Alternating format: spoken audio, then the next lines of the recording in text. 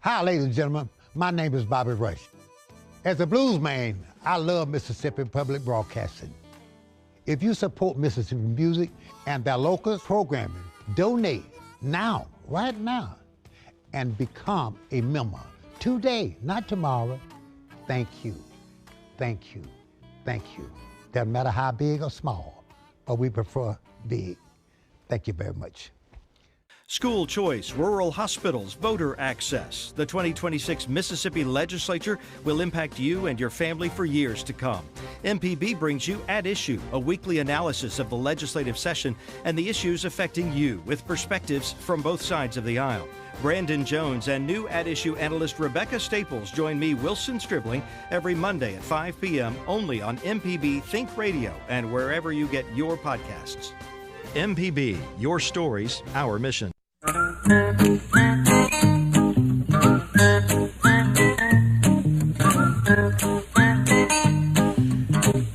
Okie dokie, folks. Welcome back. Horticulturalist Felder Rushing, and do we have a special program lined up for you today?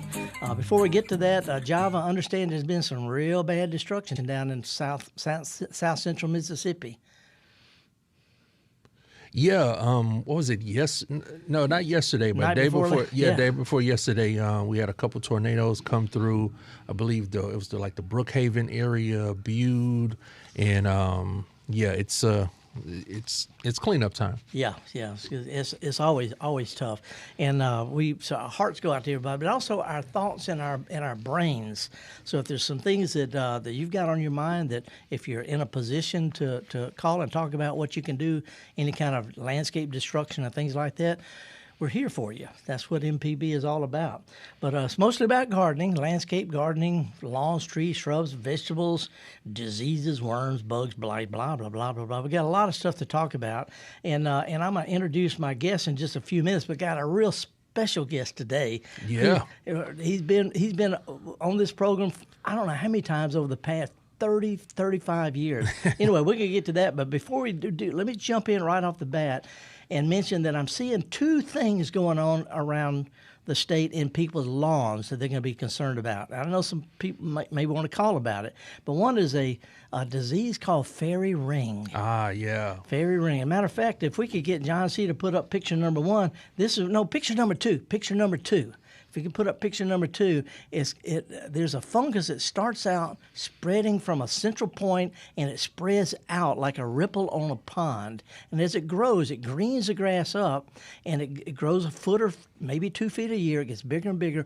And grass will grow back inside, so it's a ring, not a circle. And the grass greens up, and after it moves on, it can leave a brown ring. That really bothers people. But the reason it's called a fairy ring, if we can put up picture number one, and those of you on live stream can see this. If you're not on live stream, you could go to mpbonline.org, or you can go to Facebook. No. YouTube. There you go, YouTube. YouTube. Not on Facebook. YouTube and type in Gestalt Gardener. But it's called fairy ring because this ring of mushrooms pops up, and we're seeing them all over the place. They're little white mushrooms, size of my fist, I guess, and they pop up overnight, and they say that's where a fairy partied last night. That's the reason it's called a fairy ring. Anyway, if you're seeing this, it is not a real problem, which is good because there's nothing you can do about it. Anybody that tells you different is just making it up. I'm trained in turf management. I'm trained in plant pathology. If there's something we could do, I'd know about it. Anyway, it's the kind of thing to enjoy. Don't eat the mushrooms. If you don't like them, just kick them over. But it's just kind of interesting thing. And oddly enough, Java, the largest organism on Earth, they've decided that the single largest organism on Earth is a fairy ring that covers hundreds of acres. It's only a couple of feet wide, but it's a distinct colony that's spread for years and years and years. Now, that is one big fairy party. Yeah. And before we get back to other stuff, let me show the other thing that's showing up. We put up picture number 3. This is called slime mold. It's got a real bad name, sometimes called smut. It's little patches, maybe the size of a dinner plate, but usually smaller, coffee cup saucer, and it's black-looking stuff. It's greasy feeling, and it just popping up all over the place. It is a type of fungus it only shows up when we have the right combination of temperature and moisture. And it'll just pop up seemingly overnight. If you look at it up close, the last picture I'm going to show before we get into other stuff, picture number 4, this is what it looks like up close. It looks like little bubbles of greasy stuff. That's not a great picture. It's out of focus. I couldn't crank down. Anyway, it looks like little patches of just black smut on your lawn. Now, can you touch it? Yeah, you can touch it, but it feels greasy. It's not greasy. It feels like WD-40 type stuff. Yeah, okay. But here's the deal. It pops up. It doesn't hurt your lawn. It may shade the individual grass. If you don't like it, if it's bothering you, just take a broom and sweep it off, or take a hose and wash it down. It may or may not be back the next day, but it comes and goes, temporary problem. So fairy ring and either slime mold or smut, they're more bother people more than bother the lawn. And they don't bother you if you know what they are. So that's the thing about education. Make you realize if you get down close and look at these things, they're kind of cool. So anyway, just want to throw that out. We have a lot of stuff to talk about. I have some events coming up that we want to mention. But before we get into that, let me introduce my guest. We got special people in the building. Special people in the building. Richard Chandler Griffin. Rick Griffin. Good morning, Rick. Good morning. How long have we been talking to each other on the radio? 40 years, 35 years? A long time. I'll never forget. You did a talk at the some who knows? Wherever it was, and I decided I was going to meet you. Well, actually, I think I heard it that you heard that I was kind of dismissing landscape architecture, and you decided you're going to teach me a thing or two. No, that wasn't it. I just wanted to meet you because I'd been listening to you on radio, and I was just fascinated with what you had to say, and I thought, I need to be connected to this guy. Well, and this is one of my biggest things I've said is, I'm a landscape architect, not a horticulturist.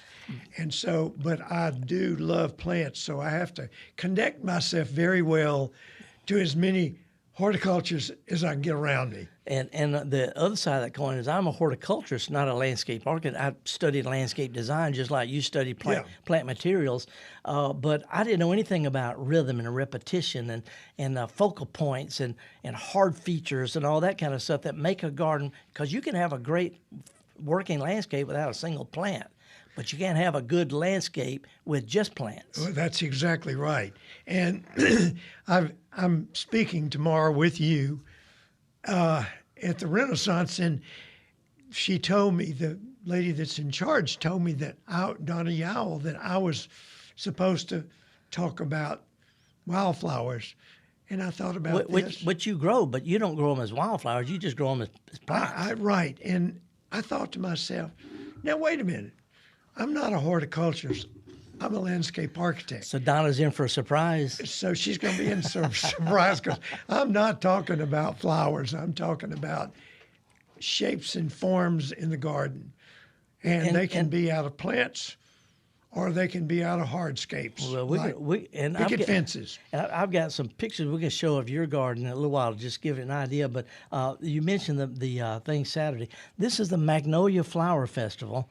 And they have it every year. Donna Yowell, who studied horticulture with me at Mississippi State, we took floral design classes. She went down the floral design route. I went down the landscape and lawn type route. Anyway, she calls it the Magnolia Flower Festival, and it's going to be from 10 o'clock to 3 o'clock. It's free. It's an open air thing. If it's bad weather, they've got it undercover, but it's going to be at the Renaissance Colony Mall, which is a really kind of an upscale place right across the interstate from Ridgeland, immediately north of the Natchez Trace. And by the way, it's very well landscaped. Oh, it's unbelievable. I mean, they do a good job, and not just plants, but the architecture. The architecture, everything, right? Well, it's going to be a fun event. They can have plants, they can have garden crafts booths, top-notch speakers. You, me, Harvey Cotton I've known him for years from the Huntsville Botanical Garden, and Ralph Knoll is going to be there, who taught floral design. Oh yeah.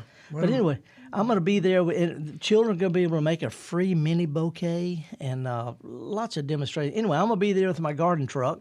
I'm going to be talking about easy container gardening and a short lecture about native plants, even though I don't think native plants are the only thing you should. I mean, I like daffodils. So, but anyway, I'm going to be talking about why I grow an astonishing variety of native plants, but just as great garden and landscape plants. So, Rick, here's what we can do. Yes. We're going to team up on this. Okay. You talk mostly about the structure and all like that, Yes. throwing a little bit about plants. Shapes and forms and structure. And I'll pick up on that, and I'll talk about the plants. Let's play off each other's talk. Okay, that sounds great. It's matter of fact, you and I have given lectures together Yeah, at the same time on the same stage. And that's really a lot of fun when we do it together. Well, listen, we got plenty of stuff to yak about, but we got some callers on the line, and I want to talk. Let's just jump right in, Rick. Okay. Hibbett is calling from Jackson. Hibbett, you got some lilies blooming. Is that what it is? Yeah, can you hear me, Felder? Sure, heck yeah, and Rick Griffin too. My goodness, you got the great Rick Griffin and you and Java. What a great day! Woohoo!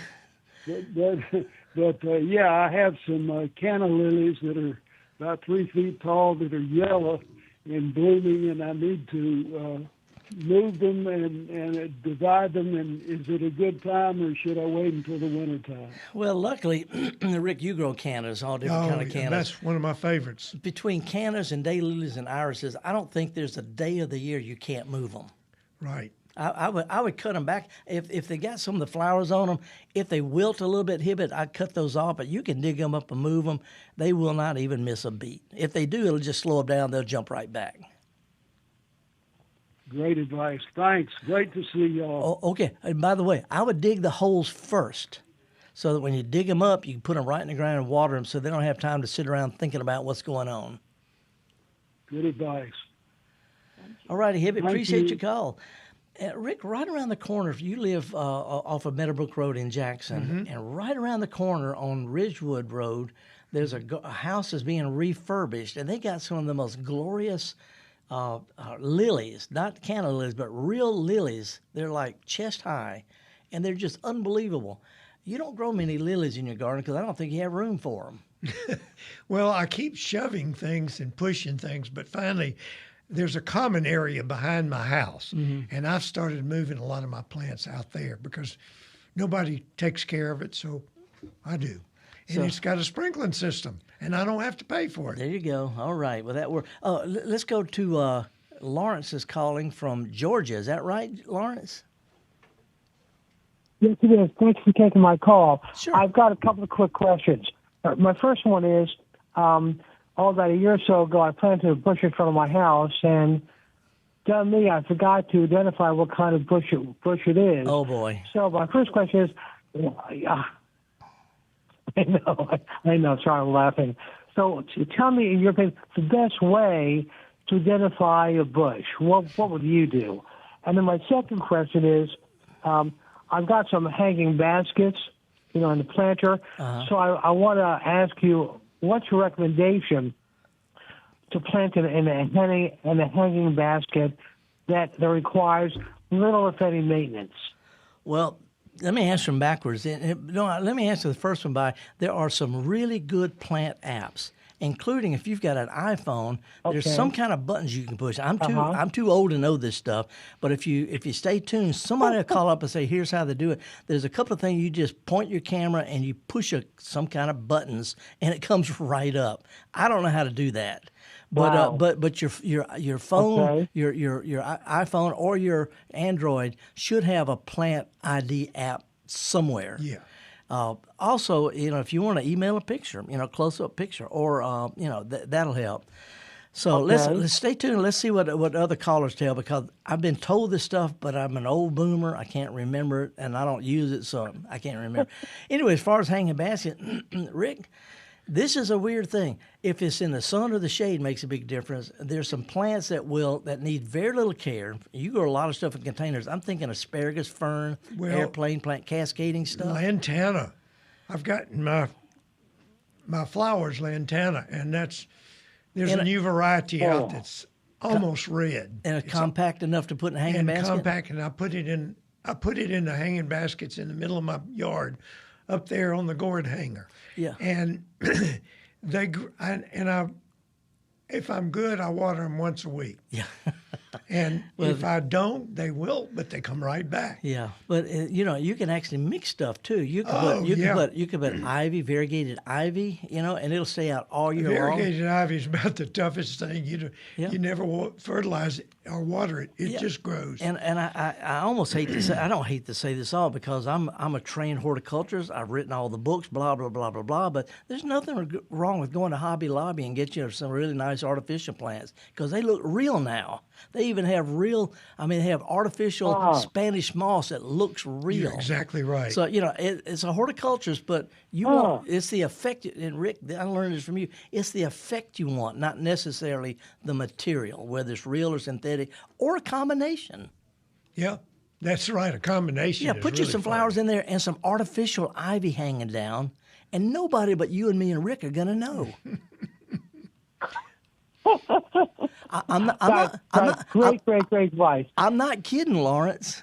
Well, it's fun. I always say I went to school to learn the rules, and then I got out and met Felder, and I break them all the time.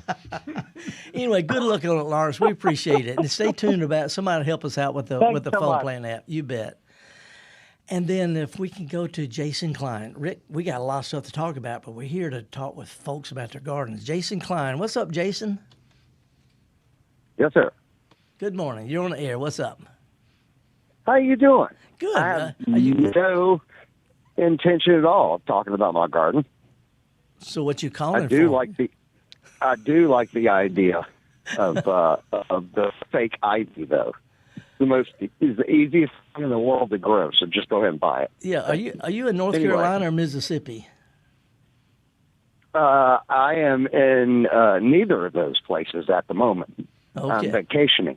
Okay. I'm vacationing in Virginia. But I wanted to give you a call because I wanted to say congratulations, Felder. For what?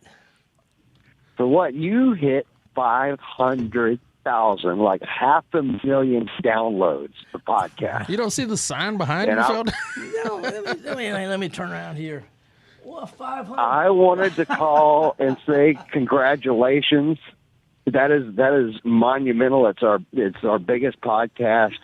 And, of course, it went to you, Felder, shuffling into greatness again. Thank you. And there's a 6 foot wide sign behind me. I didn't even see it. Thank you, Jason. I appreciate that. I appreciate it so much. Yes, sir. Now, back. It's been a long time. Yeah, well, Felder and I traveled the whole state trying to tell people about this, but I just really wanted to say congratulations. Well, it's amazing. We miss you here at MPB, Jason. And go back to vacation. Quit it. Go. All right. Appreciate it, Have man. a good one. Congrats. Thank you. And we got one more call, Rick, and this is from Eric in Oxford. I think he's going to help us out. Eric, what you got? Hey, Felder. Congrats. I agree. Congratulations. Thank you. Look, there's an app on iPhone that is free called Picture This, and you take a picture, and it will identify any plant or bush. I've used it 500,000 times when you weren't available. Well, I can't even find my iPhone. I've lost my iPhone. Oh, there it is. But is it? You have to download the app, or is it already on iPhone? Yes, sir. You have to download it, but it is free. It'll offer a subscription, but you can hit the cancel button up at the top, and it'll identify any picture and tell you what the plant is and basic care. Okay, but if you go to the app thing and it's called Picture This, I wonder if Android surely Android has something similar. I think there's an Android version too. Good. Well, that's a great tip, Eric. I just wrote that down. Even I can remember that. Yes, sir. Thank you so much. Have a great day. We appreciate it. Java, old Boomer doesn't have to know nothing. No, I mean, but it's similar to the Merlin app that I use for my my backyard birds, where you just, you take the picture and it identifies the bird, and I guess this picture identifies the plants. Well, good. My pen stopped writing, so I'm looking for there we go. I probably ought to be more professional in the studio, but I'm just moving around. I'm just so excited to be here with Rick. Picture this. And you said yours is what, Java? It's called Merlin. Okay, I'll look those things up. Because when we put the bird feeder up, all these different kind of birds just started popping up in the backyard, and I didn't know what any of them were. Wait. They started popping up after you downloaded the app? Well, no, after we so put it attracts birds to the earth. So if we do picture this, plants will start appearing in our gardens, according to Java. Well, I can't. He helped me with this because my wife and I sit in the backyard every day on our porch and watch the birds, and we keep talking about what is that? So now I didn't know there was an app for that. There's an app for that. There's an app for that. Living and learning. Well, we got to take a little bit of a break. Me and Rick Griffin, Java Chapman, John C., and Abram, all the other folks here at MPB, we appreciate you joining us. We're going to learn about a little bit later about godwateries, gallimaufries, and treges. But also, there's some things on your mind that you need to call me about. And it's toll-free, 1-877-MPB-RING. That's the reason we're here. We'll be right back. At the Mississippi Arts and Entertainment Experience in Meridian, we believe in the power of the arts, storytelling, and education, just like Mississippi Public Broadcasting. MPB connects communities across the state with quality programs that inform, inspire, and engage. Their audience is loyal and appreciative of businesses that support public broadcasting, which makes underwriting on MPB a smart investment. Join us in supporting MPB. Learn more at mpbfoundation.org. Hatred destroys the one who hates. The others that you have hated go on about their business. Care of us. So the legacy of Medgar Evers is an understanding of our own humanity and of our own responsibility of seeing that in other people. He is written out of history. He's just not included as Malcolm and Martin. To me, it's the 3 M's, and Medgar's right up there at the lead. Everlasting, Life and Legacy of Medgar Evers. Watch now on MPB Passport. Visit mpbonline.org for more.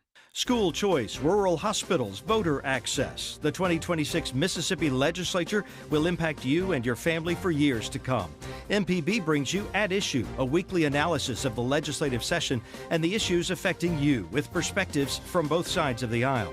Brandon Jones and new At Issue analyst Rebecca Staples join me, Wilson Stribling, every Monday at 5 p.m. only on MPB Think Radio and wherever you get your podcasts. MPB, your stories, our mission. Okie dokie, folks. Welcome back. Horticulturalist Felder Rushing and landscape architect and great friend Rick Griffin. Rick, before we get into other stuff, I want to show you something that really honked me off this week. I mean, it just really irritated me. Java, my son, my daughter-in-law, they got a nice house. I decided to help them some landscapes. So I planted 4 tree-form Yopon hollies. Okay. Little small trees, evergreen. They're light, they're airy, they attract birds. I spent my own money, like $50 a piece for them. I dug my own holes. And let's put up picture number 5 to show what the landscape people did to it.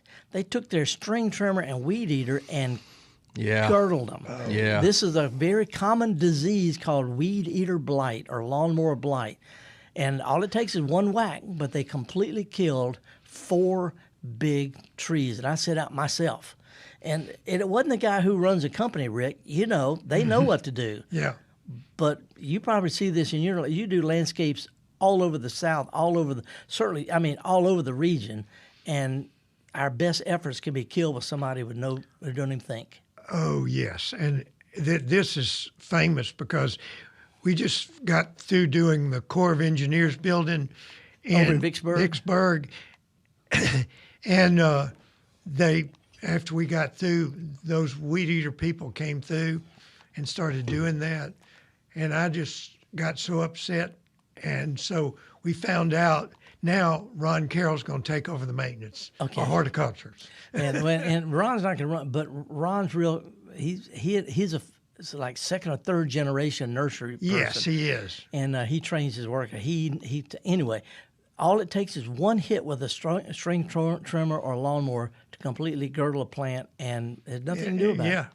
I'm thinking I might be able to cut them off flush with the ground, and they might sprout back out because of Yopons. Yeah, I bet they would. That's a great idea. There'll be multiple trunk when it's not the $50 a piece and the digging the holes, though. I've lost 3 years of my life. Got to start over again. Yeah, but you do that, put you some 13 on them, and boom, they'll wake up. There you go. Let's go to Yazoo County. Anthony is called in. What's up, Anthony? What's up with your tree? Well, good morning, gentlemen. I have a couple of river birches. I love those trees. there are, I'm not sure if I'm saying this correctly, a sucker or little small trees coming out of it. Should I cut those off? Well, would that help, or would? Okay, where are they coming out? Down close to the ground, or middle of ways, or where are they coming out?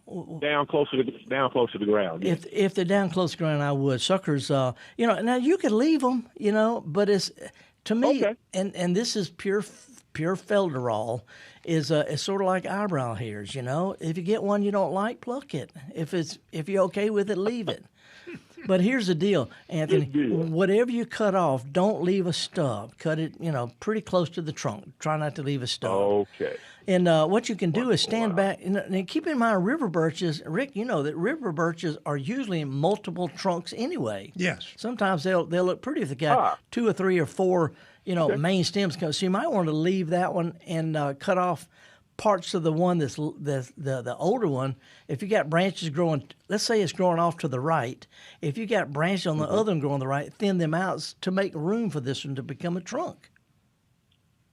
Okay, fantastic. I didn't help you. I just I gave you permission to whichever way. If there's anybody in your life who cares, do what she says. You hear what I'm saying? You must have been reading my mind. I think I'll leave it alone. Yeah, mention the thing about... I was hoping I'd get a definitive answer. I say, well, guess what Felder said. Felder says like plucking eyebrow. No, don't say that to her because she's going to want to give you a good plucking before it's all over. Probably so. One other question, Felder, before I let you go, and this really doesn't have to do with it. In the company I work for, we talk about succession planning. Yep. Is there a succession plan for you, or is Java the one coming behind? Oh, no, you don't want... You're not going anywhere anytime soon. You don't want me coming behind Felder. That's not going to, Oh, no. Well, we wouldn't have any greenery or trees or anything, would we, Java? Brown is a color, too. Okay, now, I appreciate the sentiment. Rick and I have both been around a long time, but we've been doing this for both of our stuff a long time, and there's lots of really good talent out there. There's not many people. We're not trained in landscape architecture or horticulture to be creative. We taught systems and cookie cutter stuff, but it takes an unusual person to think outside the box like Rick does, or like me thinking, why not hang Mardi Gras beads on it? That's not something they teach you in school. You got to feel it. But there's some really good upcoming younger horticultural landscape architects, and let's just hope they have a sense of humor. Well, I certainly hope so, and I certainly hope they have the love for it as you all do. Thank you all so much for what you do. Appreciate it. Anthony, appreciate that. And let us. I want to hear how this works out with you in the tree. Okay, I'll definitely call back. Okay, Anthony. Thank you. Ooh, we got lots of stuff going on. Java, keep on with the calls? Yeah, let's keep on with the calls. We have, what's this, Carlson, who's on the road. Calling from on the road. Carlson, how are you this morning? Oops. I'm not sure what happened to Carlson. There's Carlson. He's on. There you go. What's up, Carlson? Yeah, I'm sorry. I'm on the road right now, actually heading up to Jackson to pick up our daughter from Millsaps, but listening to your program, and I've struggled with an issue, and I've been told by a couple of people, but then a lot of people don't even know what I'm talking about. I've had ground pearl in my lawn, and I've been told by the experts that there's nothing, no insecticide, no product that can eliminate that. And if you're familiar with it, obviously... Now, what was it again? Ground pearls. Ground pearls. Yeah. That's a tough one. Rick, it's an insect that down around the roots. There are some insecticides that will kill it, but unfortunately, Carlson, they're powerful, and you have to use them several times, a week or two apart, to catch any that you got one shot's not going to do it. Is what I'm saying. Okay. Well, that's still encouraging because I've resodded my backyard. This is the third time now, just trying to stay ahead of it. And but you're suggesting there's a insecticide that if I do multiple treatments, I should be able to get rid of it? Well, at least for a little while, you get the worst of it under control. But, when it comes to ground pearl, it's a type of scale insect. It doesn't crawl around. It attaches. It looks like little bits of Osmocote, Rick. Looks like Osmocote fertilizer. Oh, really? Yeah, and... pearls may be the girl's best friend, but the ground pearls are not really good. Anyway, it's a type of insect that attaches, and it's resistant to insecticides. But if you'll the nymphs, the young ones, for the new batch hatch out sometime in late spring, early midsummer. See, so your best time is going to be sometime in the middle of the summer, and you got to really drench it. It's not so much how much insecticide you use. You need to use a lot of water to really soak it in. So, in other words, you really need, so a lot of water with a little insecticide will do a pretty good job. There's no chemicals or insecticide that will reduce their population significantly, okay? But they're working on biological control. So best thing I can suggest in the middle of summer, 2 or 3 soakings a week or two apart with almost any kind of insecticide will work. But unfortunately, that's going to take out your earthworms and all that stuff too. It's a tough one. Yeah. Okay. And just, is there any product that you would recommend, or just anything? No, anything for scale. The young ones are not hard to kill. They're real sensitive. Meanwhile, fertilize your grass, water, mow high, fertilize your grass a little bit with a good quality, slow-release lawn food. Give it a good soaking every couple of weeks or so, and a lot of times they'll put out new growth to replace the damaged stuff, and that's pretty much it.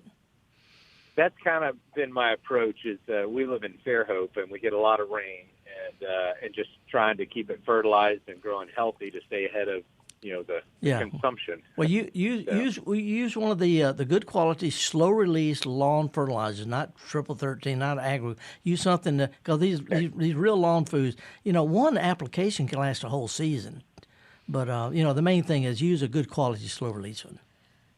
Okay, all right. I appreciate the advice. Good luck, man. I'm sorry you just brought us down. Well, maybe if somebody else has been struggling, at least they got that information, and we'll perk it up. You check out the Auburn Extension site or the Mississippi State Extension site, and they've got a little bit more information on it. But basically, fertilizer and water, hope for the best. Okay. All right. I'll give it a shot. Thank you. You bet. Now, Rick, we've got a lot of stuff to talk about, and we got a couple of callers here. We need to get to those, but before we do that, Java, how we doing? Oh no, we're doing fine. Let's talk with Jay and talk with Jamie. Then we'll go to our cheesy tune break. Okay, Jay. Good morning. Calling from Union Parish, Louisiana. What part of Louisiana is Union Parish?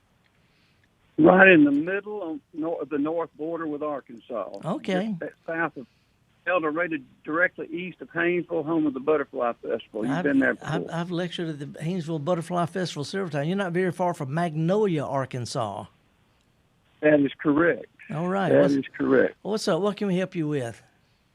I've got a question about a hackberry. I've got two. The first is a pronunciation question. Is it Celtis or Celtis occidentalis? Okay, Rick. What? And you've been over in the home country, so I figure you got the answer to that. We study. I don't know how long it's been since we studied plant materials at Mississippi State, but hackberry is I call it Celtis labiata. Celtis. Anyway, is it Celtis or Celtis? I don't know. Yeah, I'm you on Celtics because it's the Boston Celtics, not Boston Celtics. There you go. There you go. It's about 6 years old, and I'm going to say the diameter at just above the ground is probably about 2 inches, maybe, or maybe at the most. Fair, but and I realize it's not going to be a straight, perfect tree. None of them are, but this one's multi-branching in 100 different directions. Yeah. At about 6 feet. My thinking was to just cut it off and leave a stump and hope for stump root and see if it would do better. What do you think? Are you trying to but you want to keep the tree, right? Keep the tree. Just thin stuff out. Imagine how the tree will be 10, 20 years from now, and you may only want 2 or 3 or 4 main trunks right there. So just thin them out to the strongest 2 or 3 or 4, well spaced. And just cut the rest of them off. Don't leave a stub or anything. Just thin it out so that what's left will actually grow better. But just make sure you thin them out, keeping in mind what they're going to look like 10 years from now. You don't want them all coming out like a broom at one spot. No, that's what I'm saying. That right now it's not a stump. It's a sapling, but it's multi-branch. So if I trim off to the strongest branch, it's still going to have a severe curve in it. And I didn't know how strong a tree that make because it's going to have to curve before it starts going. Over time, that curve will be absorbed. Okay, then that's good enough for me. That'll be an easier thing to do. Okay, this is not near your house, by the way, is it? No, nowhere near. Hackberries get aphids, which drip sticky stuff all summer long, and they're also real prone to falling during storms. So it's a beautiful tree, but anyway, not near the house. Good luck on it, man. It's out in the edge of the woods. Thank you. Here, I appreciate it. You bet. We got stuff to talk about, Rick, but we're here to yak with stuff. And Jamie's calling from Van Cleve, and she's got you answer this question. Rick, Jamie, you're talking with Rick Griffin. Hello, Rick. Hey, how are you? I'm doing very good. Good. And you? I'm doing fantastic. I'm on Felder's show. That's about as good as it gets. Yes, it is. I have a question. I have, in my front yard, I have a wide front yard. I have azaleas all the way across it. And periodically I've been going out and trimming them. And over the weekend, I picked the hardest one. But I went to trim it. There was a scrub brush, and I had to get down. But anyways, I trimmed that one pretty much about 2.5 feet because it was a very old one. Mm-hmm. Now, the next one I'm coming up to, I trimmed it probably like 5 years ago, and it's big and beautiful. It's probably like 7 foot tall. It's green, and it needs to be trimmed. And I don't know how to trim it. Okay, my favorite thing about when you trim azaleas, and I have fights with these mow and blow people all the time, but I like to go in and thin it out, not cut it all off, shave it, but to go in and cut maybe 30% from down low. Almost like a tree form. Yeah. With bare lower branches. Right. Yeah. Is like that... the sprout, because there's some straight sprout. Yeah. Because I've walked around it. I've looked, I went back out, looked around it. I'm trying to come up with my plan. Are these foundation plants on your house? No, sir. These are out good. in my... Yeah. I have like 300 foot wide. I have like 3 acres, but my front yard's like 300 feet. My house is like, I don't know, say 150 feet Awesome. back. I'd love to see that. But what I would do is, again, go in between it and cut them all different levels so they'll fill up in the center, but never be just a jelly bean or rocket ship, if you know what I mean. They'll be very loose and natural. So you're saying cut some of them back and limb some of them up. Yeah. And treat each one as an individual. Yeah, exactly. Yeah, that's good. As long as you don't do any heavy pruning past about the end of July, they'll still bloom next year. But anyway, he's just saying treat them like individuals and limb some up into small trees. I've seen terrific tree form azaleas. Yeah, you could put a bench under. Yeah, I had for years and years and years, I had Pride-O-Mobiles that a friend of mine gave me, 6 of them, and I limbed them up like trees, and they got up to about 10 feet tall. And I just... Well, my question, yeah. Like when the leaves, they come out in like, 5 different prongs out of them. That's not the right word, prongs. But I know what you're talking about, yeah. But do I... Well...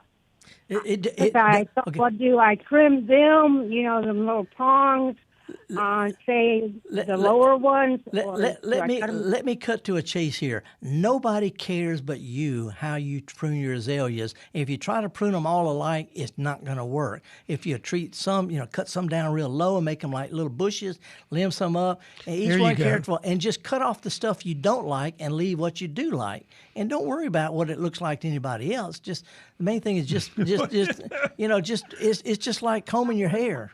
I'm not worried about anybody's opinion. Oh, that's what I'm saying. Just cut off what you don't like and leave what you do like. But those prongs, do I whack them off too? If you want to. Yeah, if you want to. If you want to. I would cut them at different levels, though. from the ground. So no two people to do it alike. So just exactly, and don't overthink it. Get out there with a glass of wine in one hand and just whack them. Oh, and believe me, because my two I've been working on. Yeah.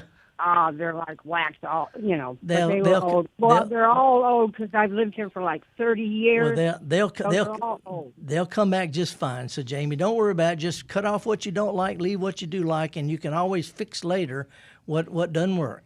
I like what you said, Felder. Just get you a glass of wine and just go whack it off. That's it. That's all you got to do. We appreciate your call, Jamie. Thank you so much. And by the way, Java, we're going into our little cheesy tune. But I really can't get too much in the pub talk we had this past week. Why not? Well, because we were talking about, somebody heard me talking about eating daylilies, right? Uh-huh. And then somebody had this hat called, MPB hat called Felder is my weed man. And people came with this idea of being in the South, and now that it's legal, and some people for medicinal reasons use a certain product, a certain plant. Uh-huh. Has anybody come up, we got gummies, we got brownies. Has anybody come up with fried buds? It's got to be on the horizon. It's a southern thing. It's Mississippi, yeah. Anyway, horticulturalist Felder Rushing, landscape architect Rick Griffin, awesome producer Java Chapman, and the folks at MPB. We're going to take a real quick break and be right back.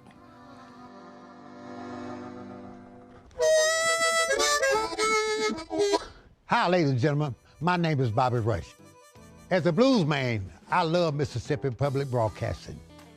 If you support Mississippi music and their local programming, donate now, right now, and become a member today, not tomorrow. Thank you. Thank you. Thank you. Doesn't matter how big or small, but we prefer big. Thank you very much.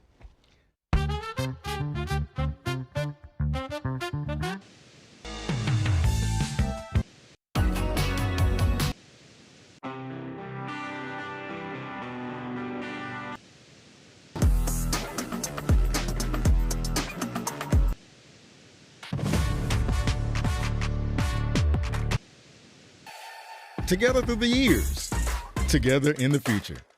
MPB, your stories, our mission. Mississippi is a place of deep roots where every story matters and every voice can be heard. At MPB, we stand with our local communities, bringing you the voices of those who shape our state through local programming that reflects our culture across small towns to big cities, from the Delta to the coast. We tell the stories that define us, from the music that carries our voices to the leaders who inspire change. MPB brings you the heart of Mississippi, celebrating Mississippi one story at a time. MPB, your stories, our mission. The Measuring Show. Since 1970, MPB has been enriching the lives of Mississippians.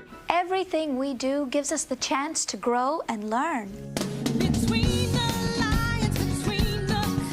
With your support, we are always there whenever and wherever you need us.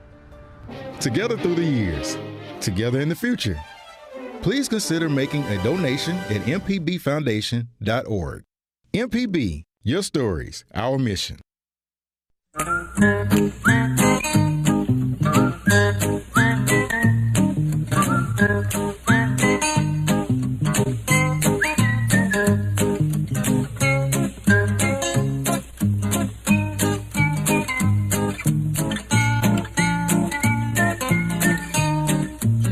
Folks, welcome back. Horticulturalist Felder Rushing, Rick Griffin, and we have a really special guest here. Angela, is it Ferrez?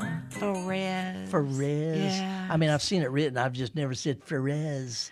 Yeah, my husband did that to me. Kept my maiden name for a few years, but then I had to change it. When the kids come you're home. head of the MPB Foundation. What you doing in my room? So, I have Felder, told you, be nice, Felder. Why would he change at me now? So, you may not know this, Rick, but I have been leading the MPB Foundation for over 9 years. Yeah. And during that 9 years, you and I have had a lot of opportunities to do events together, and which gave you a lot of opportunities to give me a hard time, which you've taken advantage of all of them. Always follow with a hug. And yes, that's right. And I know you're going to be all laid back and gardening about this, but I just could not resist the opportunity to come in here and say, hey, big congratulations for 500,000 downloads. I mean, you can be laid back and gardening, but that's a big freaking deal, Felder. Well, and I was not going to let that opportunity pass because we love you, and even when you give us a hard time and we return the favor always, but I've just loved our events together. I've read some of your books. I can't say I've read them all, but I like them because most of them are shorter than, you know. I don't have much to say. No, there's a lot in there. And we just appreciate you. You've done a lot for the foundation. Well, thank you. And MPB has been extremely good to me. You know, when I retired from the Extension Service, I was already doing a commercial radio. They wanted me to sell advertising. I don't want to do that. I just want to talk about gardening. And y'all provided me a non-profit, non-commercial opportunity to just make people feel relaxed about gardening. And you do. And you have been invaluable to us, and we love you and appreciate it. And that's all I'm going to do. I'm not drawing this out. Okay. But I just wanted to say we love you and we appreciate you. And congratulations. Thank you. I owe you a hug. After I'll make sure I collect. Okay. Thank you, Angela. Oh boy, how'd I do, Java? You did. You did. I love her to death. But, we just have to pick at each other. Yeah, y'all do, and I've been here not as long as Angela has, but and she smells good too. But yeah, she always puts on a good event, and you've been a part of most of those events. I've been lucky enough to be at those events, and it's always a good time. And yeah, it's family vibes around here. Well, we got a lot of stuff going on, and got another hour. But Rick Griffin, my guest here, we don't have any calls right now, so I want to get into a couple of things real quick, Rick. I want to show a quick picture of something that's in your yard. Picture number 12. And folks, if you're not on live stream, you can go to YouTube and click on Gestalt Gardener or MPB, or go to mpbonline.org and click on it, and you can see these pictures 24/7. But Rick, you got a greenhouse that looks like a church. Look at that picture back behind you. That is a cathedral. It is. Well, that's a funny story. It also has your old dogs in there too. Well, it doesn't yet, but it's fixing to. They're going to be in the ground. On the floor. Yeah, just like in medieval churches, they buried people on the floor. Yeah, that's why your trip that you took me to England, I got that idea. But this is a greenhouse on the south side, but it's solid on the north side because it protects from the cold wind. It's designed for solar and all that, but you got stained glass and everything. Yeah, and I've got an altar. And I posted a picture on Mississippi Gardening. Somebody said, are the windows recycled? And I said, Rick recycles everything. Everything. The stained glass was from my mother's church in Coleman, Alabama, when they tore it down.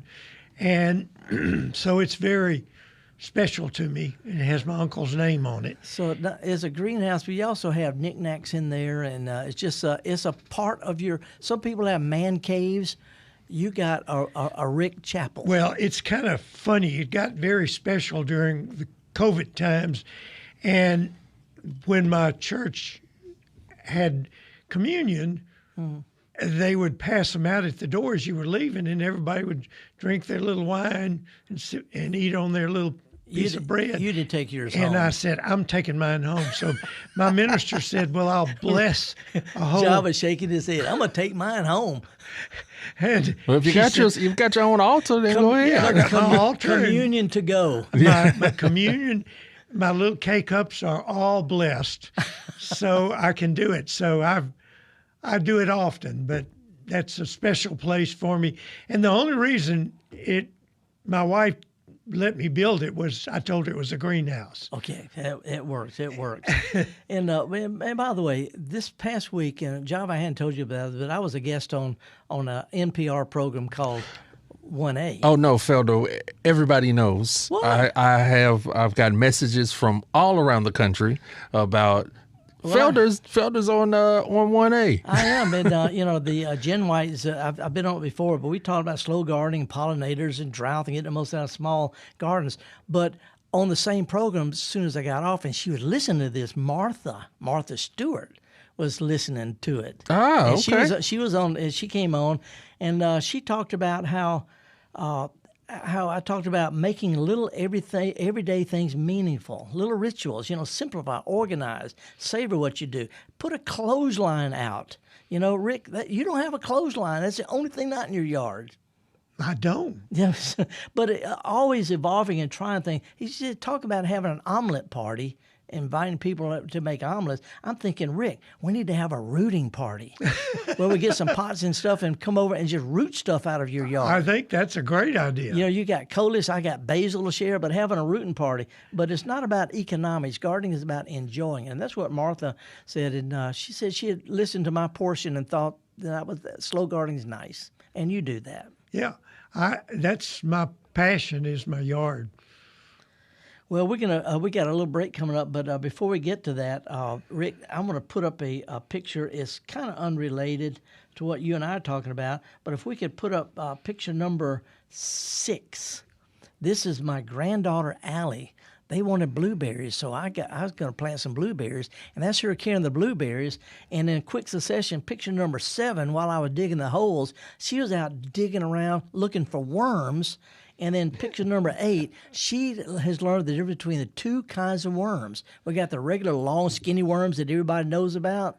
They go up and down at night. Well, if you've got really heavy soil, there's a kind of an olive green worm. It when you pick it up, it curls up like macaroni. It doesn't try to get away. And they go sideways in the dirt. They're down deep. So if you find these green worms with a real peculiar musky odor, she called them stink worms. They're olive green. They're stink. They curl up. These say you got a heavy dirt and you need to add some more organic matter. Oh, really? You only find them in clay and heavy dirt because they go back sideways. Down in deep. So anyway, green worms, long, skinny brown worms. Allie's only 5 years old, but she not only appreciates them, she can tell the difference. I think I'm changing the world here, one worm at a time. That's great. So anyway, Rick, I want to talk about your garden and some of the philosophy that you use that applies to everybody else. You've changed the way I see my garden. You gave me the basic layout for my garden. It gave me the freedom to do what I want to do without worrying about what other people think. That's right. That's so important. And, the structures, the pathways, the materials, that freed me up. And we're going to be talking about that in the next hour. But, folks, if you get a chance, take a little break. We got a little bit of news coming up, and Rick and I are going to we're going to go find Angela and get a proper hug. And then we're going to come back with Java and all the folks at MPB. We appreciate you tuning in. We appreciate you downloading it. We really hope you enjoy the live stream, the YouTube, the mpbonline.org. But we're going to come back and we're going to get into some practical design and planting stuff in the second hour of the Gestalt Gardener. So Java, take us away.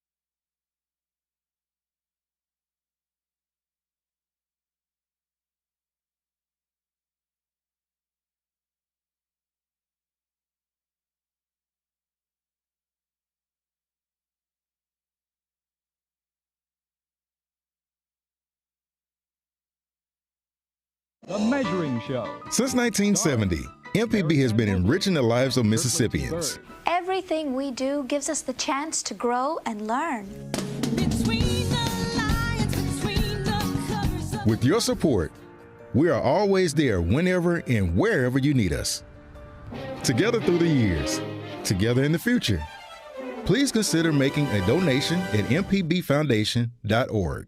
MPB, your stories, our mission. All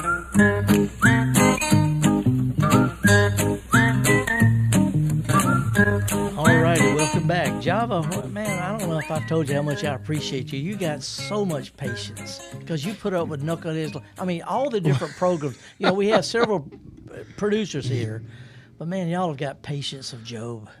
I mean, you just... When working with fabulous people such as yourself, quit it. You just, you learn either you're going to fight it, flee it, which we're not going to do either one of those two things. So we're going to flow with it. There you go. Well, tomorrow, Saturday, I'm going to be at the Magnolia Flower Festival with Rick Griffin. It's 10 to 3. Come and go. They're going to have speakers, crafts, garden plants, children can make free mini bouquets. I'm going to be giving a talk there. Rick's going to be giving a talk there. Harvey Cotton, an old friend of mine from the Huntsville Botanic Garden, Nellie Neal. I'm going to be talking about easy container gardens and a little short lecture on why I choose some native plants, not because they're native, but because they're good garden plants. That's going to be Saturday. From 10 to 3, the Magnolia Flower Festival. Renaissance Colony Mall is directly across Interstate 55 for Ridgeland, which is immediately north of the Natchez Trace in Jackson. Cannot miss it. Always a lot of fun. Got some fun vendors, got some fun people, a lot of time to talk. And by the way, Rick, I found out from Donna Yowell we can show slides. That's a good thing. Yeah. So anyway, you're gonna be talking about the architecture. The things that make a landscape work, and with a little emphasis on some of your favorite native plants, I guess. And I'm going to talk about some of my native plants and how architecture helps them work. They're no longer wildflowers. When you put them in your yard, they're not wildflowers. They're cultivated native plants. Yeah. And you brought this beautiful bouquet here from your garden, and right off the bat, one of the strongest ones there is a magnolia, and we just don't think of that as being a native plant, but it is. Right, exactly. That's when Donna said, bring all the native plants in your yard. No, I don't know. I got to think about this now. You got a cedar tree. I got a cedar tree. I've got a several magnolias. You have palmetto? I've got palmetto everywhere. Rick, if you put a cypress tree with the tall and spiky and kind of ferny with a magnolia tree, a small one, that's got dark foliage and pretty flowers, you put it with palmetto, you've got an incredible combination of shapes, sizes, textures right there. And that's what I tell people when I'm talking about plants is textures, colors. Mix your colors and textures. Wow. And somebody mentioned that the front of my neighborhood looks like I just threw the plants out of the truck. Okay. And I said, well, that's basically what I did. No, that's not what you did. That's what I would do. We're going to talk about that in just a little while, about this thing called Tredge, which is really trendy in England. It's being featured at the Chelsea Flower Show this year for the first time, and you've been doing it for decades. So we're going to talk about that in a bit. But let me throw this out: the idea of having a mixed kind of garden. I was driving through. Susan and I were driving through Madison the other day, and we just stopped. There was a garden out there that just had a little arbor, a couple little arbors, a little picket fence. She didn't need the arbor, she didn't need the picket fence, but she put them out there and started putting flowers around it. Mm-hmm. Where most people just have grass, she put a simple picket fence and an arbor to nowhere, and she created a little cottage thing. And I had to stop, knocked on the door, and nobody was there.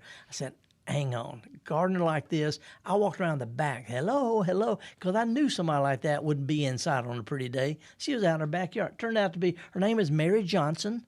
And Jive, I want to mention this. She told me that she started her garden after hearing me here on the Gestalt Gardener talking about something I learned from Mynell Hayward at Mynell Gardens. And Rick, you're the landscape architect at Mynell Gardens, that she learned from you. And she said she didn't know where to get started. So I said, which you said, which Mynell Hayward said, just look all the way out from the back to the back of your yard or the corner or whatever, and put something there, an arbor, an urn, a bench, something physical, far out as you can, and then plant a small tree and a couple of shrubs around it, and you got a focal point, and then put a path to it. Doesn't matter what the material is, what direction, and all of a sudden you got something that leads your eye. You can start working on then. Yeah, all of a sudden you got something out there. there that draws your eye and waiting, and then just start planting stuff on one side of the thing or another. And once you get started, you end up with a cottage, and that's what I learned that from you and Mynell Hayward decades ago. Well, that was my sweetheart.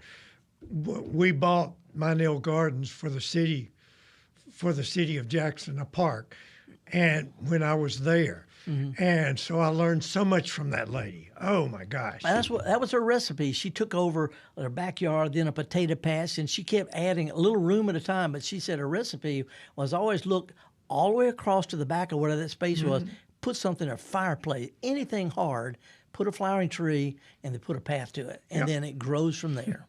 So anyway, before we get any further, we've got a caller from Van Cleve, and this may be the same Jamie from earlier. Well, yeah, I think it is the same Jamie from earlier, and she's actually winning a T-shirt, Felder. What? Yeah, because of your 500,000 downloads, we've been giving away T-shirts. Explain. Well, no, we've been giving away T-shirts. How you get a T-shirt? Cue the call. It's the old school radio. You hear the sounder, and then you call in. And people have been calling in.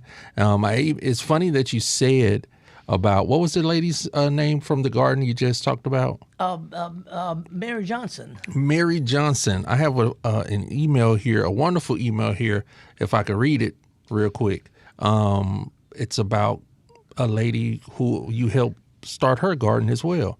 It's Alita, and she says, "Congrats, Felder. First time here on mpbonline.org. I woke up at 4 a.m. checking out new posts on Facebook, on Mississippi Gardening Facebook group that led me to your podcast.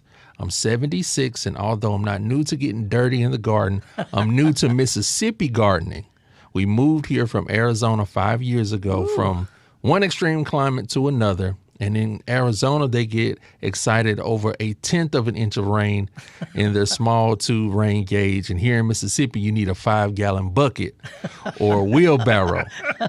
So I want to say thank you. You have taught me so much, and I look forward to learning so much more. My 86-year-old husband has recently started to enjoy gardening with me, and I have said so often, John Rushing says. John Rushing. See, that's my name on the Facebook. Okay, that now whenever we have a question on anything garden related, he tells me, go online and see what the expert says. You truly are a Mississippi treasure, and that is from Alita. Well, I appreciate that, but Java, I'm tired of hearing this kind of Felder stuff. When we got Rick Griffin right here. But I will say this: Arizona, a lot of people, Java, and Rick, you know this too. People identify, "Hi, I'm Mary. I'm from Zone 8B, or I'm from 6D." What they identify what zone they're from. Zone is based on average low winter temperature. A lot of people are surprised to find out that Jackson, Mississippi, which is Zone 8. Is the same zone as Seattle, Washington, completely different. The same zone as Liverpool, England, and the same zone as Albuquerque, New Mexico. Tucson, Arizona is the same zone. So when people say, I'm from zone whatever, that doesn't mean anything because we have to deal with humidity, with rainfall, with summer heat, with sudden freezes, mild. Zone only says how cold it'll get. So anyway, she came from Arizona, same zone, different climate. So anyway, we appreciate that. Thank you so much. And congratulations to from Van Cleve. I've already lost that. Did she hang up? Oh yeah, Jamie from Van Cleve. Yeah, we're gonna get her Felder T-shirt to her real soon. Okay, we appreciate that. But I did just get another email into the email address garden@mpbonline.org. It's a quick question from William in Jackson. I've been using Roundup to control poison ivy and Virginia creeper for years. My wife says not to use, glyphosate. Yep. What do you recommend as a substitute? Well, first of all, I recommend glyphosate for poison ivy. There you go. Glyphosate used to be the active ingredient in Roundup. Roundup changed its formulation. I no longer recommend it because what's in it now can kill other plants. Glyphosate is the safest, most effective environmental and health-related herbicide you can use if you use it properly. Now, if you douse yourself with it, if you spray it for 15, 20 years, from a tractor, if you abuse it, it's just like too much salt or too much wine or too much red meat. It can cause problems. But glyphosate is safe, it's effective, and it kills at roots and all without hurting anything you don't get it on. I'm very sure of the science of this. Very sure. So there's a lot of myths out there, a lot of emotional stuff, because Roundup, it's overexposure over a long time that raises your risk, just like with red meat and salt and wine. So be careful. Use it carefully.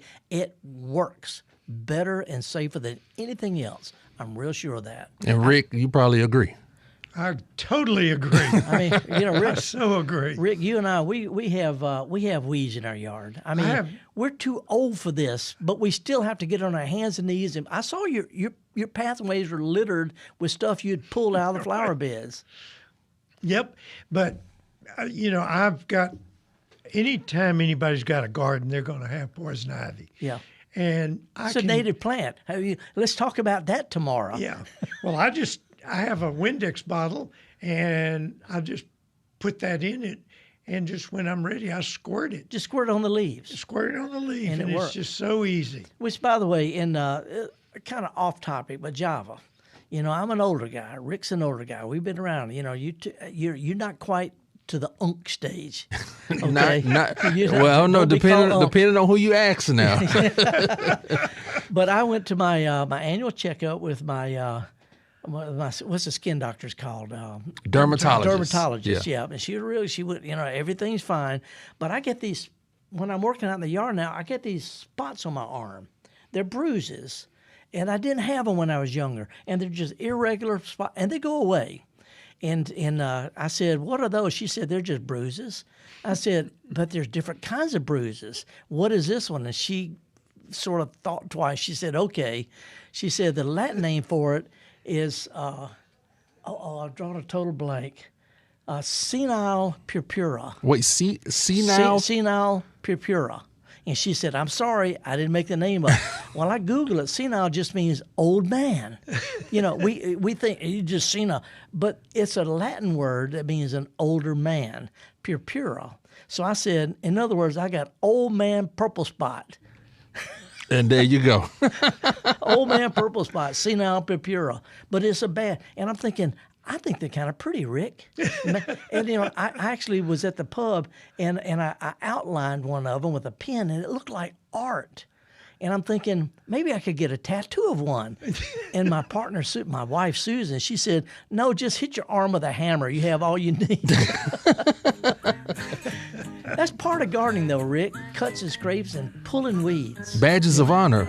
Yeah, but pulling weeds is something, I wish there was something easier to do, Rick. But there's not.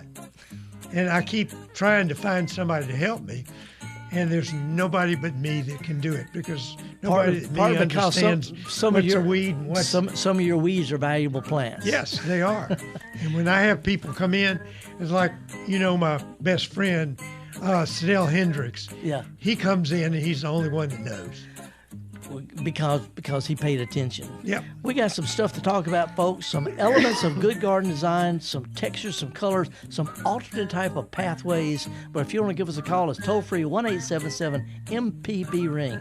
Me and Rick Griffin and Java Chapman, we're going to be right back after this.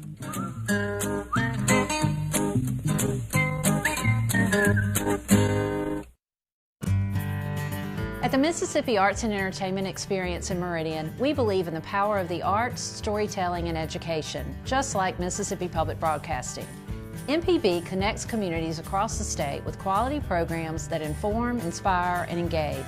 Their audience is loyal and appreciative of businesses that support public broadcasting, which makes underwriting on MPB a smart investment.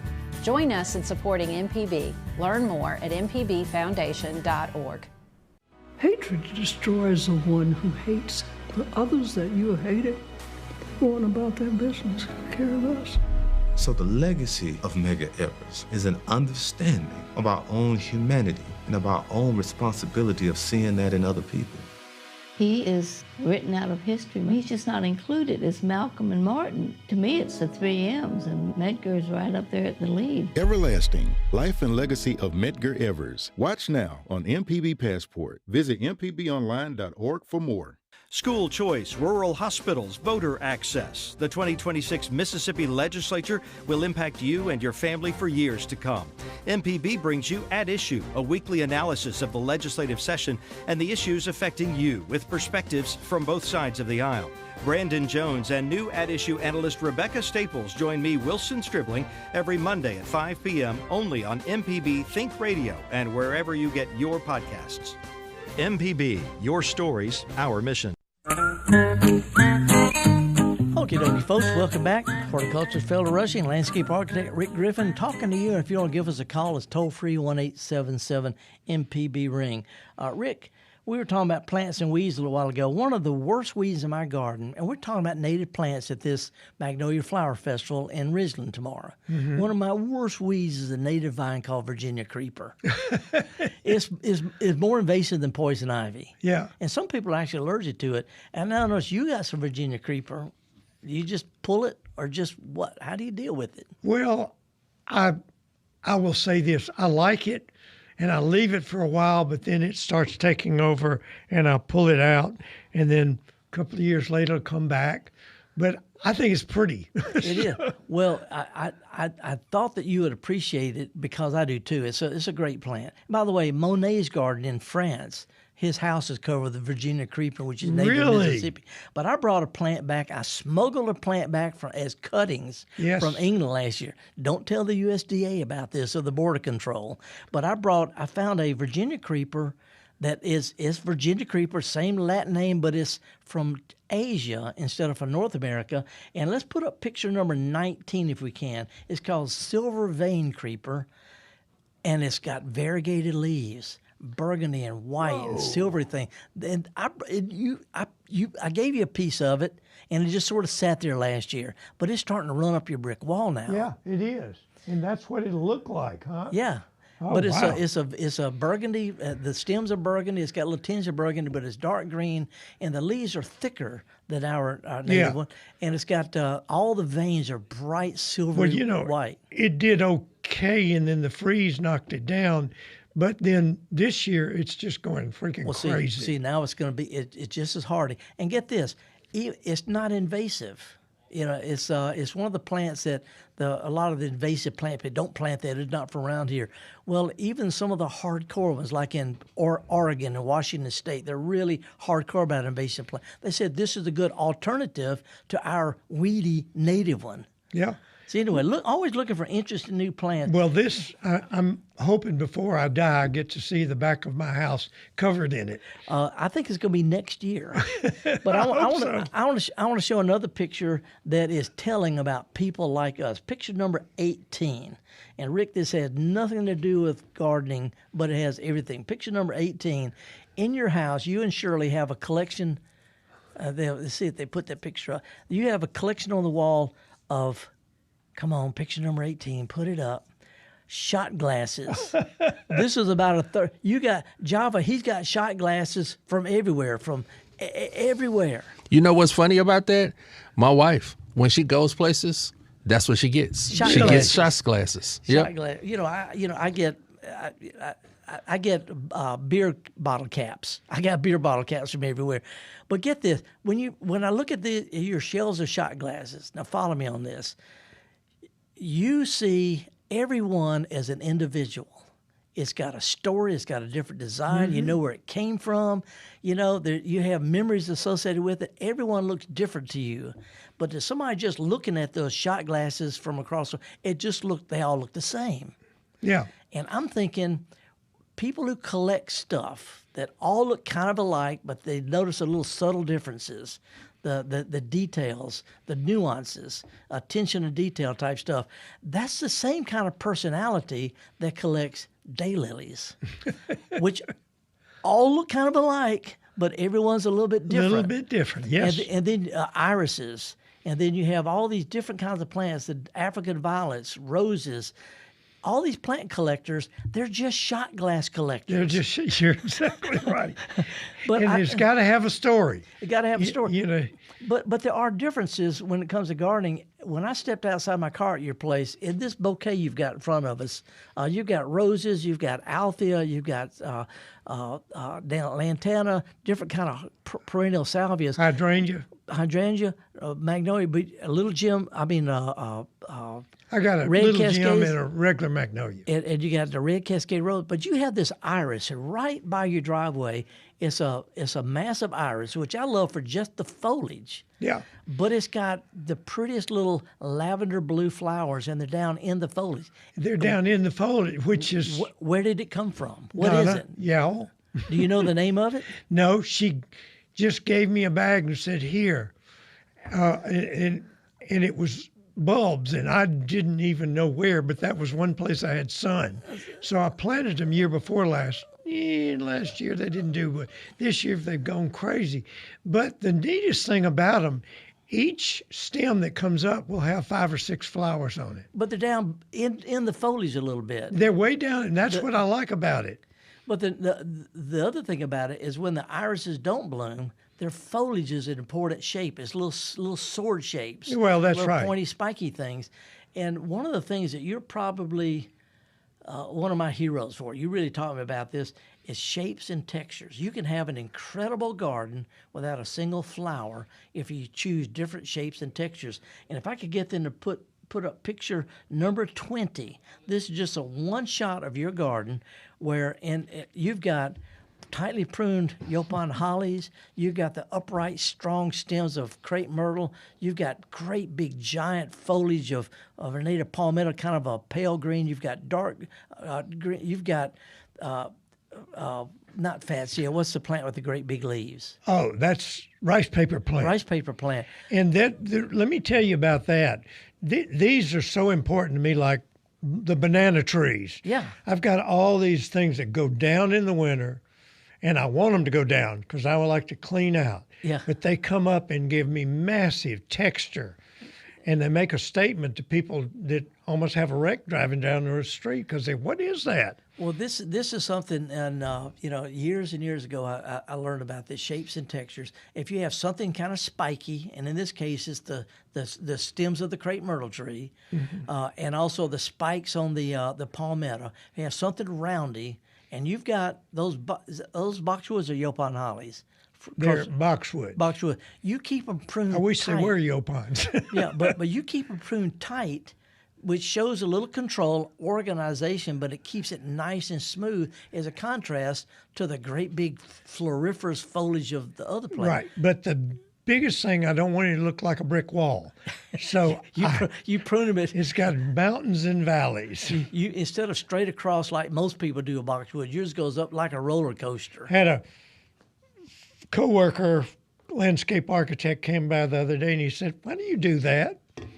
I said, "Why do you comb your hair the way you do? It just makes me feel good." Java, what he's saying, Oh, no, that's it, because you always will come back on someone and say, people hang dangly things out of their earlobes, like what are we doing? Well, a lot of people don't realize that nobody's really going to criticize your yard. Unless you live in a place but most people don't look at your yard. Right. They just drive by and they see a bunch of gumdrops and meatballs across the front of the house. And what you encourage people to do is mix different things together. It's a different look. It's kind of chaotic to some people, which brings me to a couple of definitions here, Rick. Yeah. Here's okay. This ought to Here we go. There was a fellow named Thomas Brown back in the 1800s. He was a scholar, schoolmaster, poet, theologian.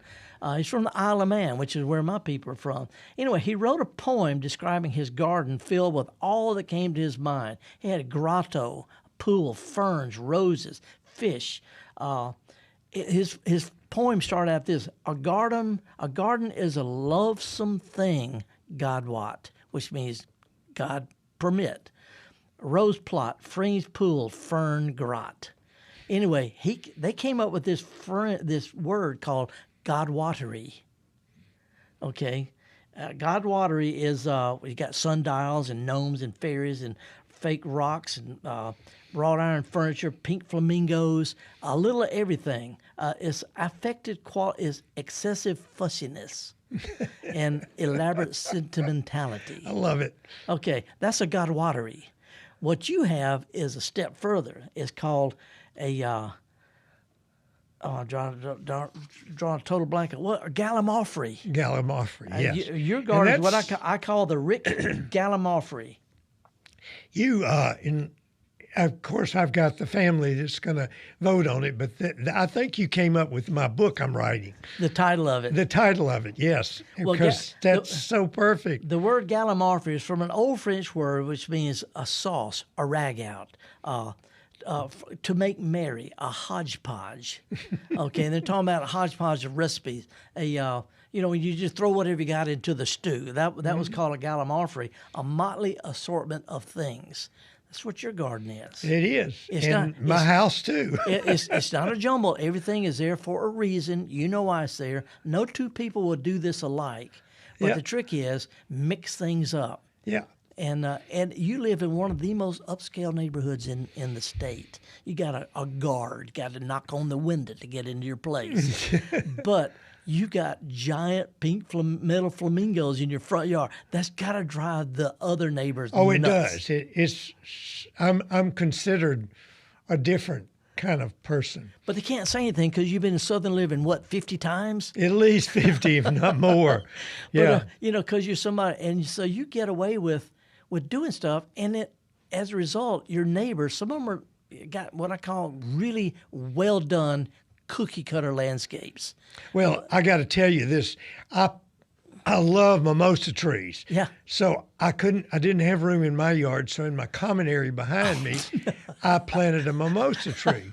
Well, one of the very elegant ladies in my neighborhood walked, and for 3 years, every time it would come up, she would cut it down. And then finally, she told her husband, get rid of that tree. It keeps coming back.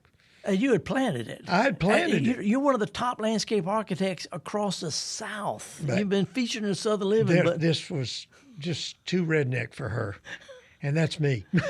I have mimosas in my yard because when they bloom, they're one of the most important hummingbird magnets you have. I know. They're real fragrant, but they do come back from seed. Mm-hmm. So what I do is I plant my mimosa. It grows long and tall, big, tall, ferny-looking things. It flowers, and then in the middle of summer, as soon as it gets to flowering, I cut it to the ground. That's a great idea. Before it goes to seed, and it comes back up that year and looks like giant ferns. Mm-hmm. And they bloom the next spring. They're starting to bloom now. So instead of cutting it down in the winter, I cut it in the summer. I might be able to squeeze that into my garden. Yeah, as long the idea big long is sort of like a banana tree, except it's a ferny looking banana tree. Mm. That way I get the flowers, but I don't have all the seeds everywhere. Well, you just gave me an idea. I'm going to do this because I don't have room for another tree in my yard. Well, it's getting a little bit scary if Rick and I are agreeing on stuff like that. Let me show a couple of other pictures here. Rick, picture number 11 is a picture of you. I know you had somebody who was helping you write your book and wanted to put a picture of you in with a suit. Now you wear a suit. You're as elegant a gentleman as can be. But when you're in your garden, you don't wear a suit. So I found this picture of you. This is more like you: shorts, slip-on shoes, a shirt, just wandering around. That's me. It's like this person that was helping me wanted me. This would to be the cover of the book, and I said that's the most unnatural thing. Nothing wrong with suits. Nothing wrong with suits. I wear them. I was at the governor's mansion last night in a suit. Yeah. We had the Friends of the Garden. Yeah, yeah. And, I had a suit, but I didn't have a tie on. Yeah. Well, only time I wear a tie is at a funeral. But this is, and Java and I have talked about this for years. There's different approaches, and they are all okay. They're all okay. But I think Java, you told me about a mullet being business in the front, party in the. What was it? Yeah, a business in the front, party in the back. But you can do that with your yard too. A mullet, real nice and neat in the front, kind of crazy in the back. Well, I tell everybody my backyard's a carnival. There you go. That's it. A carnivalistic gallimaufry. Yeah. Well, let me show a couple of pictures here. And folks, if you're listening online, listen on the radio, you just have to imagine this, but you can go anytime online to either YouTube and click on type in Gestalt Gardener, or go to mpbonline.org and it'll take you there, and you can see pictures. But if we can put a picture up number 16, this is a nice looking scene. You've got shape. You got little round gumdrop shape. You got bushes pruned in little gumdrops. Yeah. But they stand out because everything else is kind of crazy. Well, you see what that is in the middle. I do. You have a pot sitting on top of another pot, and they're both made out of tires. That's a tire you gave me 30 years ago. But I didn't give you the tractor tire. No. And you put Mr. a tractor. Puckett gave me that. You put a tractor tire in your backyard, surrounded by a beautiful landscape. You put a smaller tire plant in the middle, like a fountain, Mm-hmm. but you spray painted them copper so they don't look like tires. Right. And then I put tractor seat plants in them. Okay, that went right over me. It's sort of like I have some fake. I have 3 fire hydrants that are not hooked up in my cactus garden because they don't need water. Yeah. Well, by the way, I'm looking for some tractor seats, real old tractor seats that I can plant as part of my garden. Oh, we're gonna go to break, but first, while we're doing this, let's put up picture number 17 because this breaks it down simple. What you do is you'll get a single pot. And you'll put something roundy like caladium, something spiky like the salvia, something that hangs down like the sedum, but you mix spiky, roundy, frilly, cascading plants even in a simple pot. And if you can do that, which looks great, you can do it in a flower bed, you can do it in a landscape. Well, one of my favorite plants that you noticed yesterday was my Christmas plant.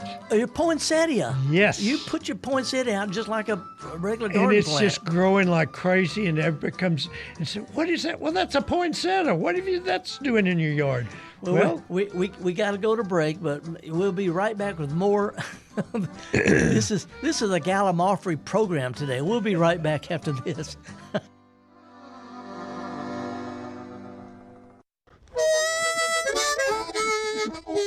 Hi, ladies and gentlemen. My name is Bobby Rush.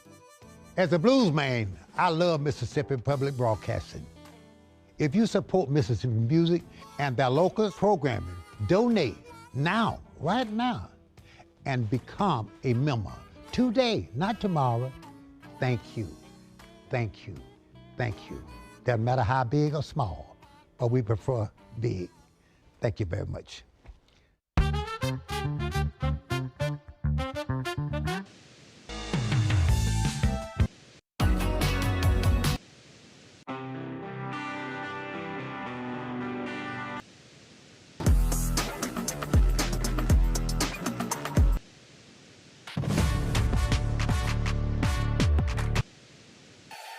Together through the years.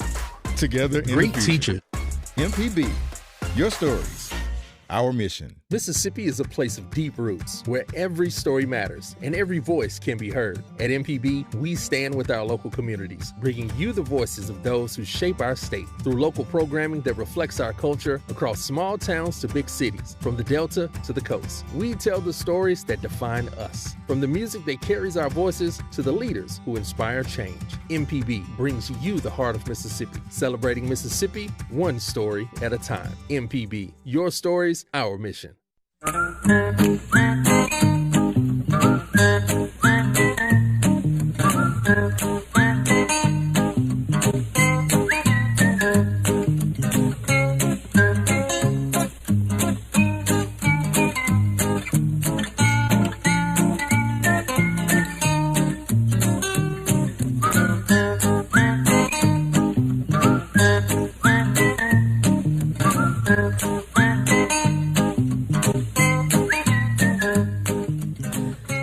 I'm going to throw it to you, Java. You got some stuff to share. Oh, yeah. You caught me off guard with that one, man. Yeah. But yeah, we have some emails to get to. I do want to not neglect our YouTube, because YouTube is always a fun place to chat, is always active. So good morning to Pamela. Good morning to Margie. Good morning to Dean, all the way from Alexandria, Louisiana. Good morning to Rita. And this is a question from Felicia. It says, morning from Raymond. Do I want to keep a willow tree that has come up on its own in middle of yard close to garden? I don't know. Now, willows are nice. They're kind of short-lived and brittle, but if it's just a regular willow, why not leave it? You know, it's just a, I don't know. No two people can answer that, Rick. Right. I would say leave it. Yeah. Put a bench under it. It's like an accent. It's like a piece of art. Yeah, but it's the word willowy. You know, it's not. It's a real fine texture. Yeah. So put something like a bird bath or a bench or something up under it to sort of anchor it. Right. Exactly. Now, also, we got an email because we talked with, I believe it was Jamie from Van Cleve, who won a T-shirt as well, and we're going to get that to you. But she was talking about how to prune her azaleas, and we got an email from McCade. And y'all correct me now. I need some help, Rick, in Felder. Sontag, Mississippi? Sontag? I don't know. Sontag. No, not Senatobia, but Sontag, Mississippi. You know, we have so many unincorporated little spots around. Like Shibuya. But they said, let's put up, I guess, picture the pink azaleas. This is an azalea I had up in Virginia. I pruned like a tree. Oh, yeah. And great picture. It looks like a Japanese maple. She just cut off most of the lower branches, so you have 6 or 7 main stems, and then just like an umbrella of foliage, and it bloomed. Wow. Now flip over to that green azalea. So that's the same one. Oh, okay. Well, see, school me now. Okay, I think so. Okay, look at that. That looks like a green umbrella. Okay, and it's got black. Let's go back to the one with the flowers on it. That's the same plant. Okay, there we go. See, it's just this one. This one's in the spring, and that other one's in the deep summer, right? Yeah. So basically, took an azalea and limbed it up, cut off the lower branches, so you have a handful of kind of crooked bare stems, and a big old umbrella of leaves at the top. Wow. And it's pronounced suntag. Suntag. There we go. Now I'm the one who doesn't know how to talk this morning. All right. And by the way, I just downloaded the Picture This app, so we're gonna. I'm learning some stuff from y'all. We got anything else from the YouTube? Well, it's funny that you said that you downloaded the Picture It app. No, Picture This. Oh, okay. Well, because some people are saying you can use Google Lens to help identify plants. No, I don't know. Well, it's free. And then we did just have a recent comment from Kim on the YouTube. And like I said, the YouTube is always active. The YouTube chat, it says, "Hi, y'all. A fan here forever. But what's the name of the Facebook group for Gestalt Gardener? The search is not working, leading me down all the rabbit trails." Okay, now I can help this. Okay, you got that one. We don't have a Facebook thing for the Gestalt Gardener. MPBOnline.org has got a link to all the radio programs, and you can follow it there. But it's on Facebook. The page you're always talking about. Yeah, Facebook. I mean, not Facebook. YouTube. Go to YouTube and type in Gestalt Gardener. It'll take you to our live streams, including the archives last week, last month, whatever. So that's it. That's on YouTube. The reason I don't have a Gestalt Gardener Facebook is because I'm the administrator of the Facebook Mississippi Gardening. And I think that's what she's talking about, the Mississippi Gardening. Mississippi Gardening. And it's got a rose on the front cover. Mississippi Gardening. I'm the administrator of that. We've got around 66,000 members. Okay. And they're nice. They don't. If they get grouchy, they get hidden. You're kicking them out. Yeah. Well, I'll give them some warnings, but we hide their comments. But it's Southern gardeners sharing. Here's something great in my yard, or what is this? But it's just real. And we've got about a dozen horticulturists who are members are on it all the time. See, so it's not just amateurs. I know we got a few more things, but since I got both of you here, let me ask this question, and hopefully you can give me a good answer. Because we're in Mississippi, in the South, certain things grow and some things don't. If you could grow anything here, Rick and Felder, what would it be? If you could, something that won't grow here. Something, just whatever you can grow. I wouldn't mind bananas on a real banana tree. I would love to have mine always almost ready, and it freezes. So what would be a plant if you could, because you've been... What do you call it that... Senior moment. The plant that has all the flowers on it that grows in Mexico and Florida. Poinciana? Poinciana? No, this is it's got a little bit of a sticker on it. And you can buy them and plant them in your yard like an annual. But I would love to have them all over my house. I don't know. Because I've worked in the tropics. I've worked in England, Japan. I've been Africa, all over the world. And I'm pretty happy with what I got right here, to tell you the truth. Okay. And the reason why... I'm never happy. I want more and more and more. Yeah. Well, listen, we've got a few minutes, but I want to show in succession 3 pictures of 3 different ways that you use walkways, because you don't have any grass in your backyard. No. Well, you have some artificial grass. I have some artificial grass. Picture number 13, and I use this in my yard. This is chipped slate. Is it slate or chipped lime or whatever? Crushed, they call it. Crushed slate. It lays flat. It's not like gravel. It lays flat. It packs down. It doesn't get weeds as bad. It doesn't move underfoot. It's not noisy. You can take a leaf blower to it. But crushed slate is a fantastic. And what it is, if a weed does come up in it, it pulls up so easy. But you can take a leaf blower to it, and it doesn't blow. And it doesn't blow. Okay. Well, picture number 14. You use a lot of brick and flagstone, but picture number 14 is some brick, but you lined it. You lined your walk with round rocks and bottles. You got bottles stuck in the ground. Got that from you. As an edging material. Java, it ain't just me. I've never seen that, Rick. That's kind of fly. Well, what it was is when I built the house, I had a drainage problem there coming off the house. Yeah. So I just lined the edges of everything going down the hill with those. And they've been there for 30 years. Just bottles stuck. Yeah, just bottles stuck down like but edging. I learned that. You taught me that because I came out and helped you build beer bottles around, and they made us take them out. Yep. The beer bottles. The string trim will break those. But anyway, you have round rocks and bottles as an edging material, and because they're all the same color, and you got a double row. It doesn't look weird. Yeah, right. Okay, now, picture number 15. This is the last one, and I want to get to a treasure. Say, picture number 15, you put synthetic grass in your yard as a walk material where it's too shady and too wet to have grass. Instead of mulch or whatever, you put down some fake grass. I pick up the scraps whenever they're doing a job. And you just lay them down, but you put it out there long enough to where it's got little low-growing dollar weed and other little weeds growing. It doesn't look fake. No, and my wife pitches a fit because of that dollar weed. And I said, nope, I want it. It makes it look real. It's a walkable. So Java, he uses fake grass, but that doesn't look like fake grass. Not at all. If you wouldn't have told me it was fake, I wouldn't have guessed it was fake. No.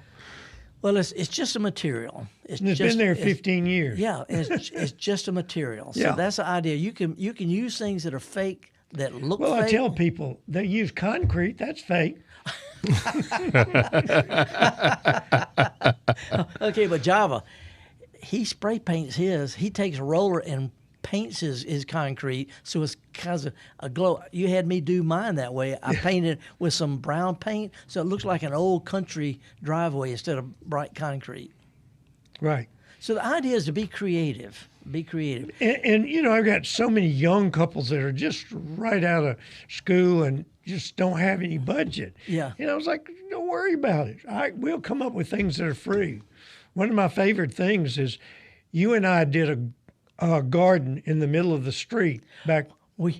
Java, we did this. We did parking lot downtown Fondren. They got little parking lots, not parking lots, where you pull in a parking space all down the street. You know, and each one of us designed a complete garden in just a parking space.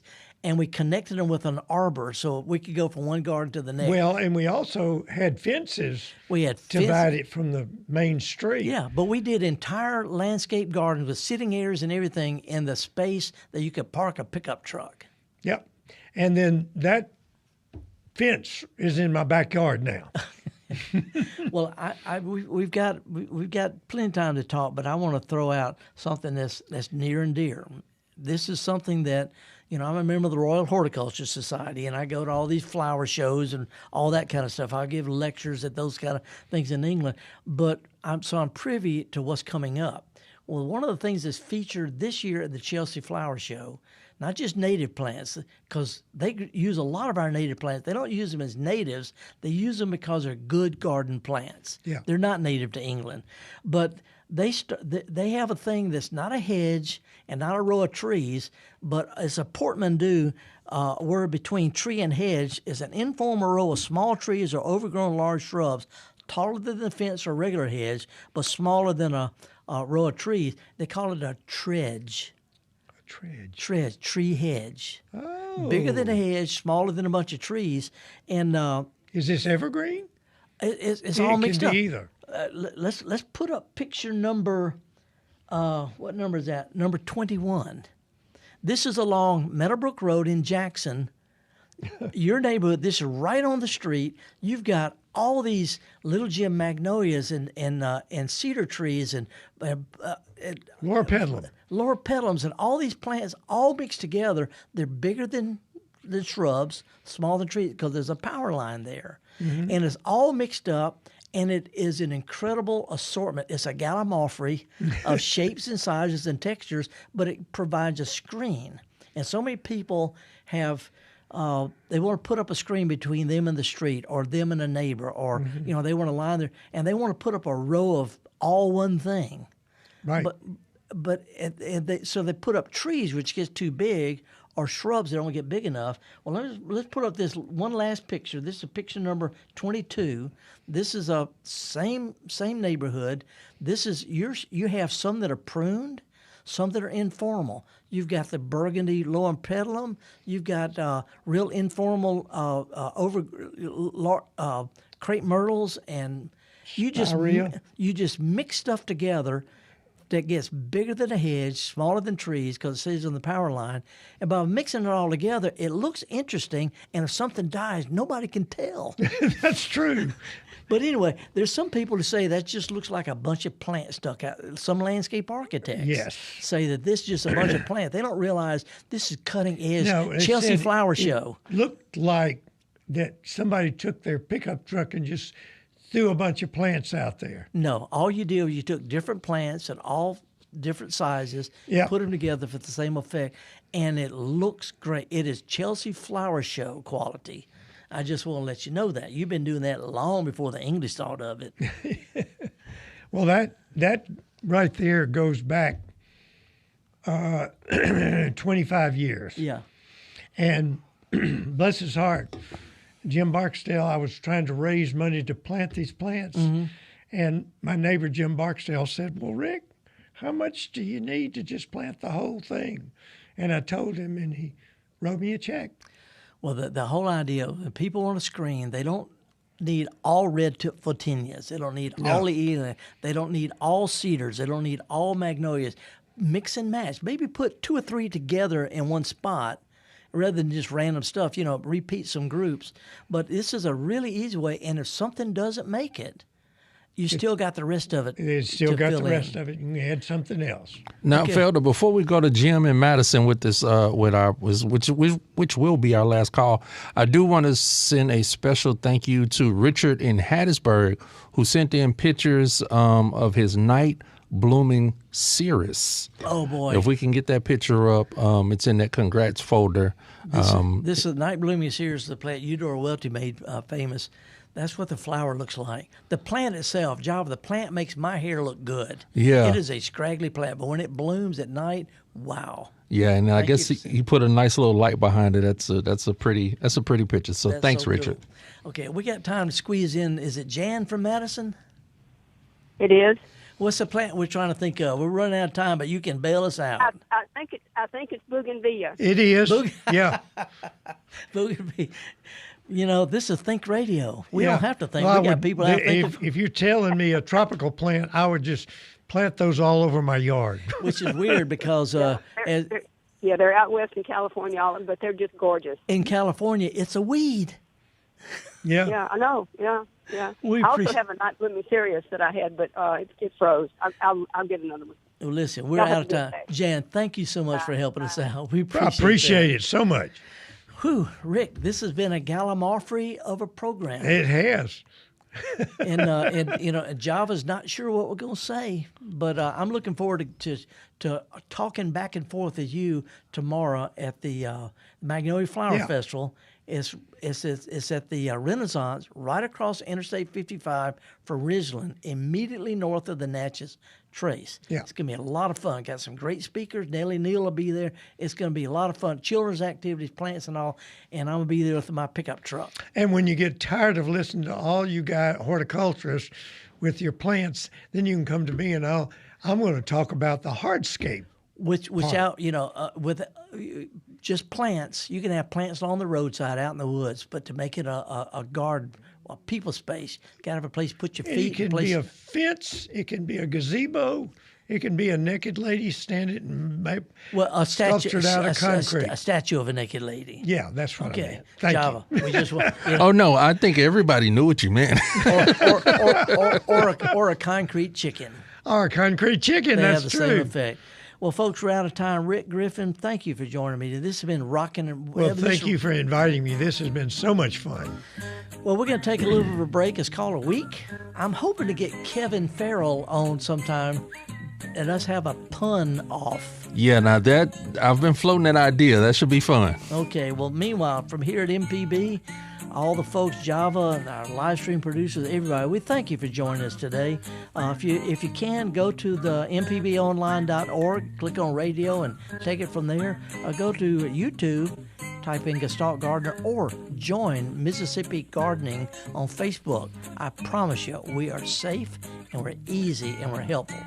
So anyway, meanwhile, if you get a chance, go to a garden center, take a kid with you, take a neighbor with you, get a big old pot, put something spiky, something around it, something frilly, and teach them how to do what we all do best, and that's get dirty. See y'all next week.